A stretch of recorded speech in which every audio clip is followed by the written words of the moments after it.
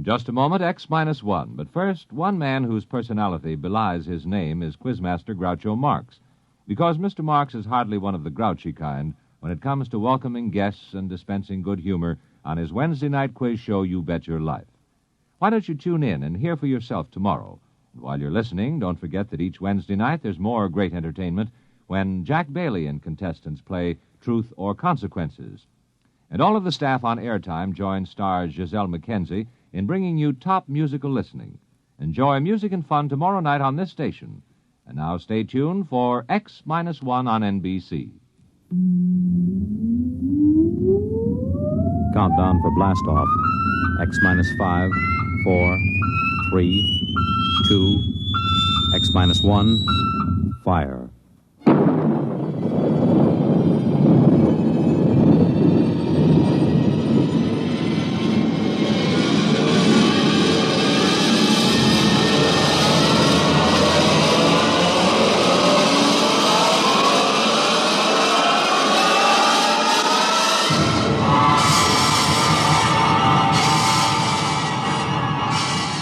From the far horizons of the unknown come transcribed tales of new dimensions in time and space.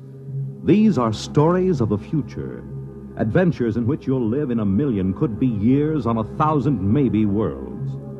The National Broadcasting Company, in cooperation with Galaxy Science Fiction Magazine, presents X minus one.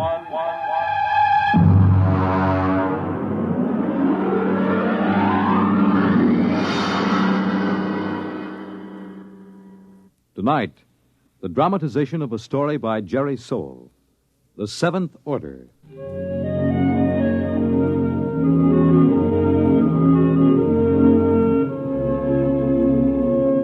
Brentwood, Illinois, would have been just about like any other average community of 10,000 had it not been for Presser College, one of the country's finest small institutions of learning. Its residents were used to the pranks, the hazings, and the practical jokes of the students. But even Professor Ansel Tomlin was surprised when the blue humanoid came down the street and up to the porch where the professor was sitting in an old wicker rocking chair.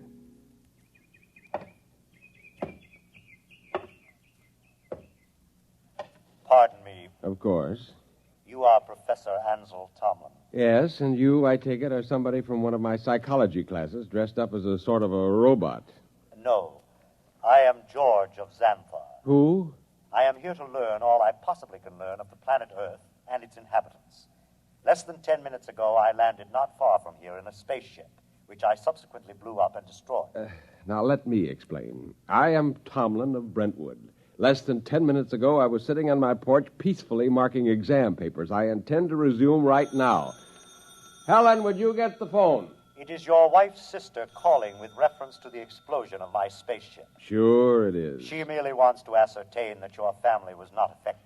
Listen, George, be a good fellow and... Oh, Mike. Well, don't be alarmed, dear. It's a fraternity initiation or something. Oh, well, it does look like the real thing. Oh, did you know there was an explosion outside of town?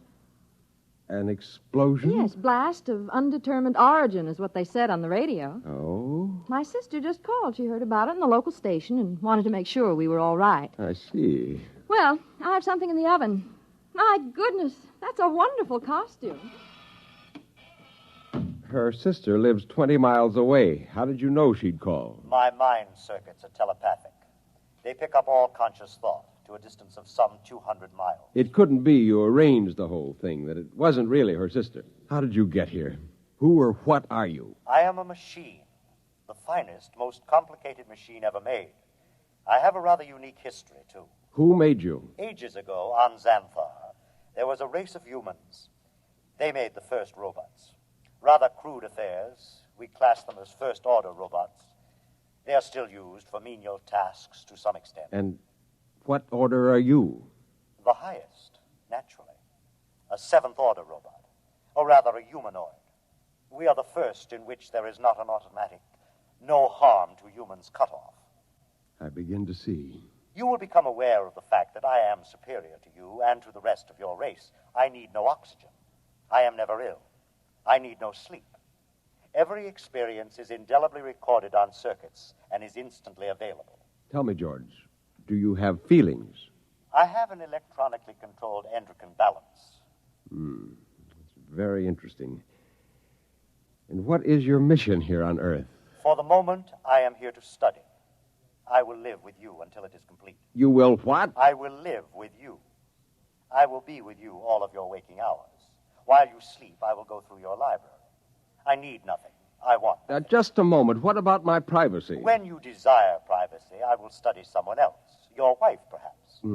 The female should be interesting. George, old man, I'm terribly sorry, but you'll have to wire back to your masters to make other arrangements. That will be quite impossible. Really? You see, I have no master. Well, what about those humans back in Xanthar, the ones who invented you seventh-order humanoid? Oh, they are all quite dead. We destroyed them. Destroyed? You look alarmed.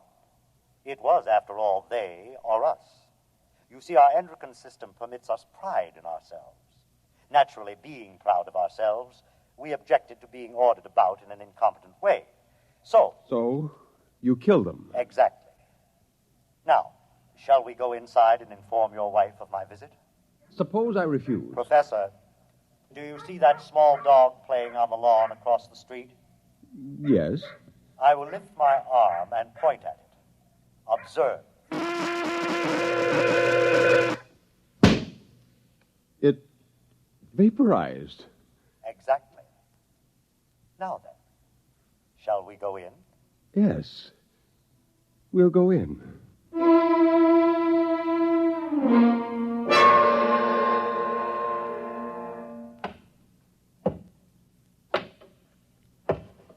Oh, there you are. I see you brought your friend. Helen, this is George. George of Xanthar. George is a machine. Well, anybody can see that. It's the most convincing costume I ever saw. Helen, it isn't a costume. No? No, he's really a machine. Oh. He's staying with us, What? whether we like it or not. Well, really, Ansel. We have no choice. I am a seventh-order humanoid. I detect that your mind does not comprehend. I am here as an advanced scout for my race. After we establish a station here on Earth... I don't like this. Now, would you be kind enough to leave my house, young man? You are very slow to comprehend. I comprehend that I have a lot to do, and I'd appreciate it if you leave. Otherwise, I'm going to call the police. You may call anyone you choose, Mrs. Thomas. I'll have you arrested. I assure you I can detect your intention long before you have time to do me any harm. Well, we'll just see about this. Hello? Get me the police. Helen, it's useless. I can follow the call through the phone wire. Captain Townsend will answer. Captain Townsend. Captain, I want to report a robot. A what? A thing. It won't leave my house. Who is this? I'm Mrs. Tomlin, Professor Ansel Tomlin's wife, 44 Crescent Road. I'll send a car over. Now we'll see.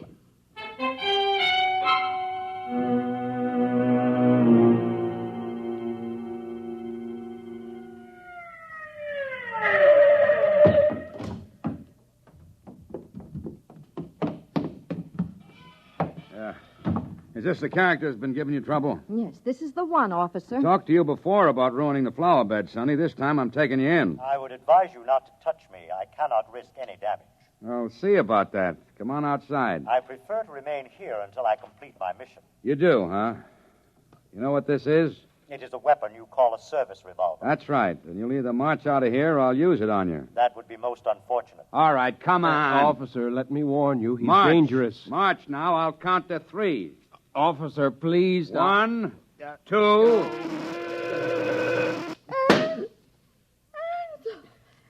Oh, no. I regret it, but he was actually going to pull the trigger. Only to frighten me. But I cannot risk damage. He might have miscalculated and struck me with a bullet. Ansel, I'm frightened. There is no need for fear. You have only to accept the fact that the Seventh Order is coming to operate the planet for your benefit. Ansel. Helen, there's no use trying to do anything just yet. Go next door to Mrs. Coleman. Tell her what's happened. I'll talk to George. Oh, but I don't... Please, Helen? Well, all right. Do you really think that you, a single robot, can conquer the Earth and make its people do your bidding? I can. Suppose it were demonstrated to you that you could not, that you could be destroyed. If that were so, I would naturally report that this planet is unfit for development by the Seventh Order. Well, you know they'll have you taken into custody for killing the officer.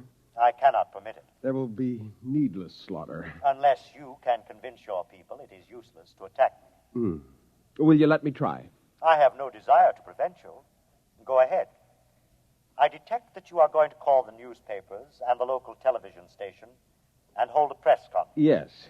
I also detect that you have a plan to overcome me. Oh? I like that. Really? Yes.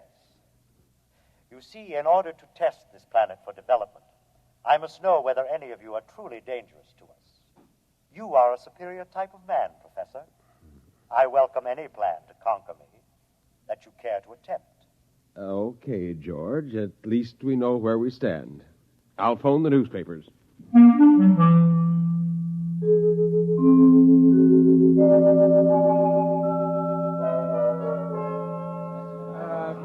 Quiet! Quiet, please! Quiet! Hold it down. Ladies and gentlemen, this is Henry Bennett, broadcasting from a sound truck parked in front of the home of Professor Ansel Tomlin in Brentwood, Illinois. At the moment, Professor Tomlin is seated on his front porch. Next to him is a strange-looking blue robot-type creature, also seated on a chair. At the moment, we don't know if this is a hoax or not, but Professor Tomlin, a highly respected man here at the university, has called a press conference to introduce what is supposedly a creature from another planet. Professor Tomlin is about to speak, and we'll try to catch his words. Quiet, please. Gentlemen, I wish to present to you George of Xanthar. Yes, now, just a moment. George is a machine. Probably the most dangerous machine ever invented. He is telepathic as well. He can read your thoughts like a book. He knows exactly what each of you is thinking at this very instant. Professor! Yes? Do you expect us to swallow this nonsense? Not without proof, gentlemen. Can George do his stuff for us? Let him tell me what I'm thinking right now. You are thinking about a blonde young woman named Laura, with whom you will attend a show tonight. Come on. Well, he happens to be right, but we've seen mind readers before. Let him do something else. Now, I did not call you gentlemen here for a demonstration of magic. I called you here in the hopes that a good deal of needless bloodshed might be avoided. Less than half an hour ago, I watched this creature completely vaporize a policeman who was trying to arrest him. I expect that the authorities will be here any minute. I hope I can convince you and them that it is futile. Well, I certainly do. Something ought to be done about a guy. Yeah, either you're nuts or you think we are. I don't believe this machine killed a cop. If a cop was killed, a human did it, trying to blame it on the machine. Now, gentlemen, I don't know how I can prove it. Perhaps if George will demonstrate his ability to vaporize... Observe the oak tree in the front yard. Now.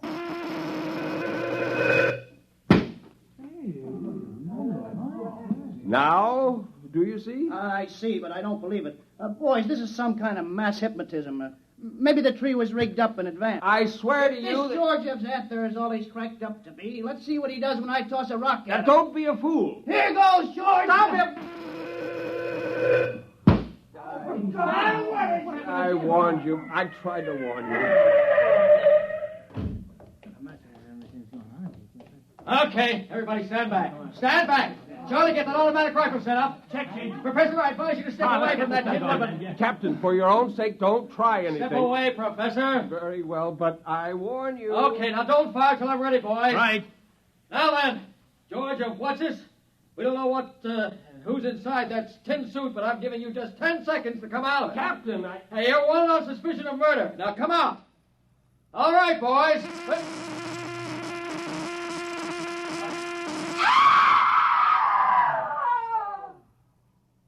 Ladies and gentlemen, I'm afraid we'll have to terminate our broadcast. What started out as a good-natured hoax or publicity stunt has turned into a bloody massacre, as the bodies of some 6 policemen on the lawn of Professor Tomlin's home will attest. I don't know exactly what is happening here, but I can say this: George of Xanthar is no hoax.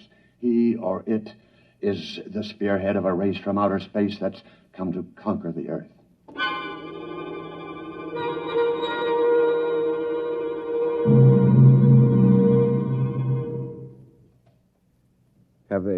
All gone, Helen? Yes, Where is he? in your library, reading. Are the policemen still outside the house? They're walking up and down. Oh, I hope they don't. Yeah, they have orders not to try to harm him. Ansel, Yes? what are we going to do? I don't know. Oh, listen. He's coming. Professor, Mrs. Tomlin, I have decided to walk through your town to learn more about its buildings and people. And kill a few more humans? Killing humans affords me no pleasure whatsoever. I kill only when damage to myself is possible. I hope that no one will attempt to harm me. George, let me warn you now that this affair has gone beyond the confines of this town. I am well aware of that, Professor. I am aware of a phone call being made this instant by your mayor to the commander of the Illinois State Guard. If you're smart, you'll return to your ship and your planet. My ship is destroyed. I could instruct you to build a new one, of course. But as I have no intention of leaving... Then you will be destroyed. No. I will destroy first. Have you no conscience? A conscience is a fifth-order failing. Needless baggage. Good evening.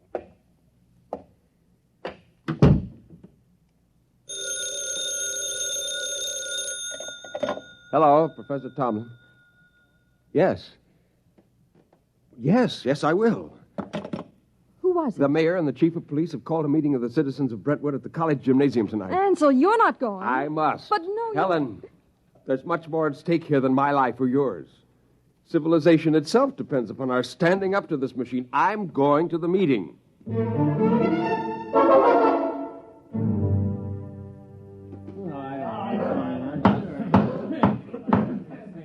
Gentlemen, as mayor of Brentwood, I call this meeting to order. As you know, there is loose in our city a being with one purpose: to prepare Earth for conquest by similar beings. I think Professor Tomlin can tell us most about this being. If we could determine the source of George's power, he might be overcome. He is obviously vulnerable to force, such as a speeding bullet if it hit the right spot.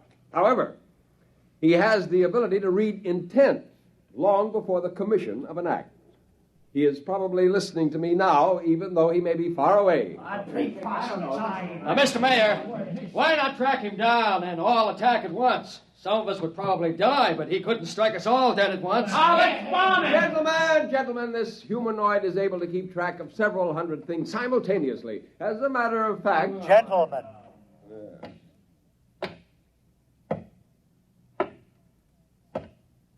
You are working yourselves up needlessly. You simply do not appreciate what it would mean to dedicate yourselves to the fulfillment of the seventh-order destiny. Your lives will be made most pleasant and happy by us. Yeah, why did you kill 6 cops? If you're so powerful, bring them back to life. How do you want to be buried, Robot? Yeah, let's get them, man.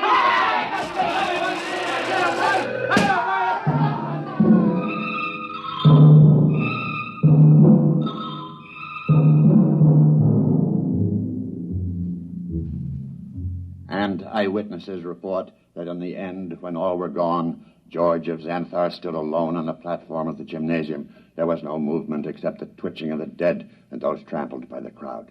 Among the survivors was Professor Ansel Tomlin, who originally... Well, that's that. What next? I don't know, Helen. I don't know. Oh, what's that? It sounds like an air raid alert. That's peculiar. They didn't announce it. Turn on the radio. Hurry. We interrupt to bring you a special message. All residents of Brentwood are advised to go to their basements or convenient bomb shelters. The governor has announced that units of the National Guard have managed to corner the robot, George of Xanthar, in the town square. Oh. Tanks and mortars will be used in an attempt to destroy the creature. Again, go to your nearest bomb shelter. Oh, did you hear They'll never be able to destroy him. Well, where are you going? Up to the roof. The roof? I can see the square from there. Well, I'm coming with you. Just as you like.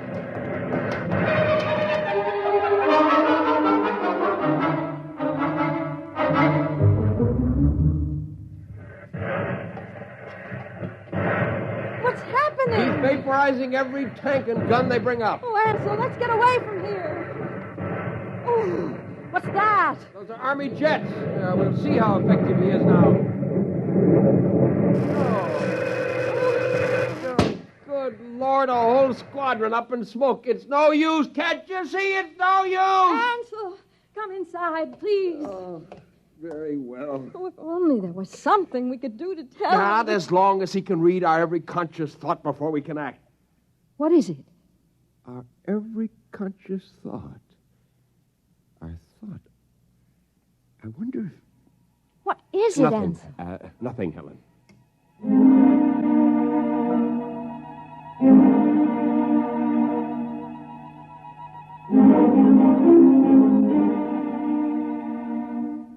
And the Army reports that the countryside around Brentwood is deathly still.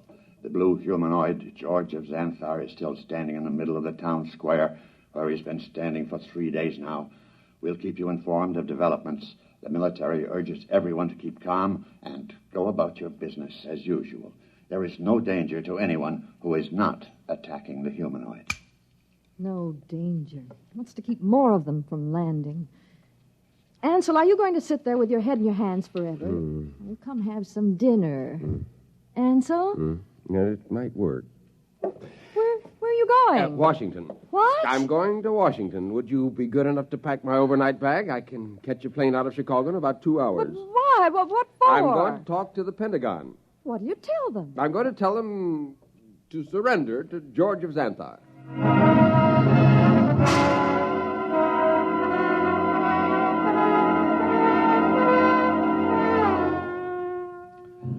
Our microphones are here at the edge of the town square in Brentwood, Illinois today, ladies and gentlemen, to witness the most unusual spectacle of modern history. A discussion of terms whereby the United States of America may surrender to the humanoid George of Xanthar. For the occasion, an honor guard of 22 servicemen from all branches and all parts of the country has been chosen. In just a moment, the honor guard will accompany General of the Army's Walter Pitt, who will discuss the surrender.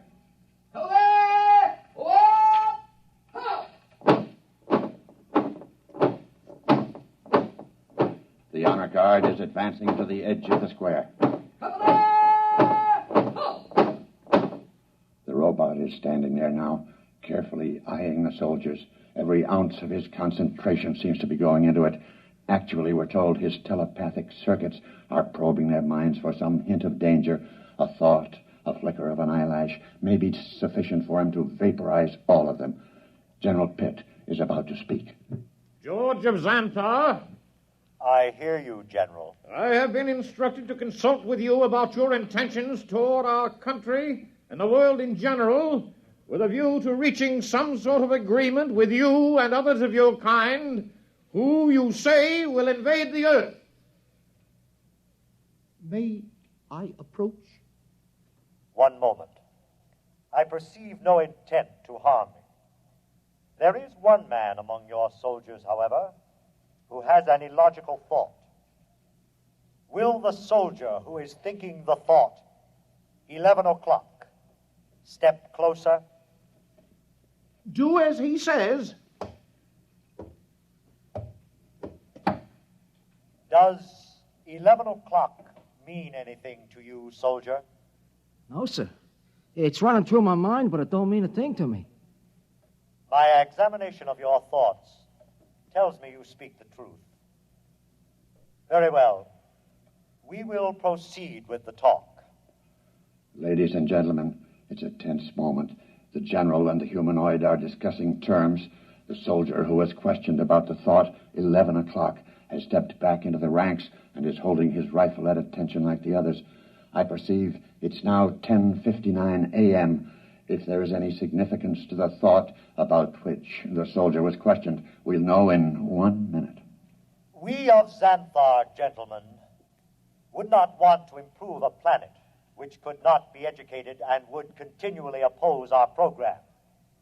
Therefore, I am glad to see your willingness to discuss. After my message goes out, there will be a landing party on Earth within a few days. While waiting for the party, however, there are certain preparations. Just list them for us. Your government will naturally have to turn over complete authority to us. Afterward, we will utilize your press and radio to disseminate our instructions to your people. Simultaneously, in other nations, the same procedure will be carried out by our rep.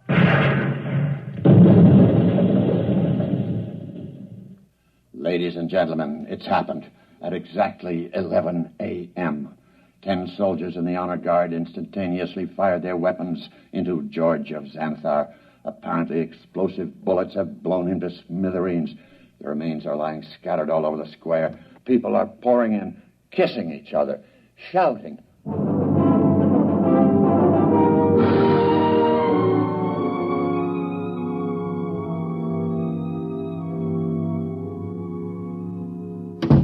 Helen! Ansel, you're home. Yeah. Oh, you've heard the news. Isn't it wonderful? Wonderful, really wonderful. I'm sorry I couldn't come home sooner. It would have spoiled my whole plan if I'd gotten within telepathic range. Your plan? Yes.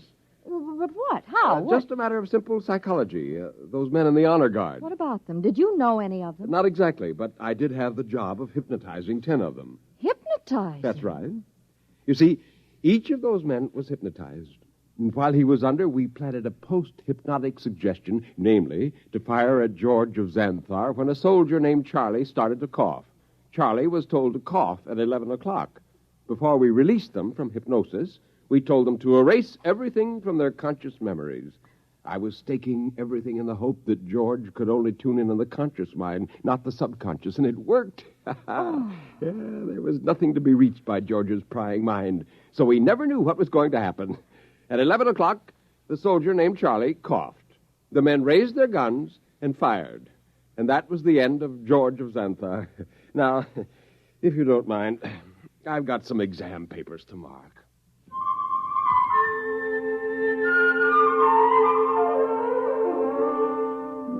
On a planet many millions of miles away, a red light, one of many on a giant control board, suddenly winked out.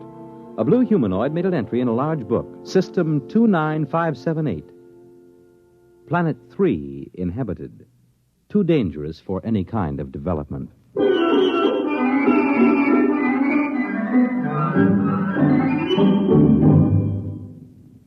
You have just heard X-1, presented by the National Broadcasting Company in cooperation with Galaxy Science Fiction Magazine, which this month features the Alan Cogan story titled In the Cards. It was one thing to safeguard the future, but something else to see someone you love cry in terror 2 years from now. Galaxy Magazine on your newsstand today. Tonight, by transcription, X-1 has brought you The Seventh Order, a story from the pages of Galaxy written by Jerry Soule and adapted for radio by George Lefferts.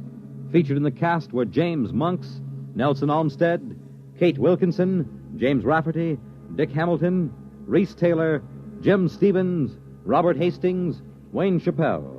The commentator was W. Chaplin. Your announcer, Fred Collins. X-1 was directed by Daniel Sutter and is an NBC Radio Network production.